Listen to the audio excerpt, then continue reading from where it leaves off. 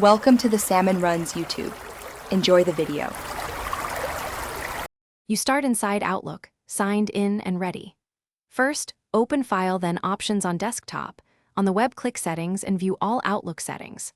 Once done, navigate to Mail and find Stationery and Fonts or the Message Formatting area in Web Settings. You do this because font controls live in Message Composition preferences. Changing them here adjusts new messages, replies, and plain text display separately. Make sure to pick the section for composing and reading, so your smaller font applies where you need it. Now you change the specific font sizes. Select New Mail Messages and set the font family and a smaller size, typically 10 or 11 pt for comfortable reading. If you need denser content, use 8 or 9 pt. Then set reply/forward separately so quoted text doesn't stay large. For plain text, choose a monospace at comparable size.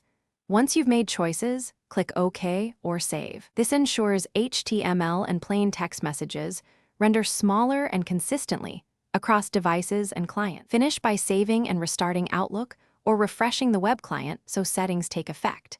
Then send a test message to yourself to confirm the new smaller size in both Compose and Received views.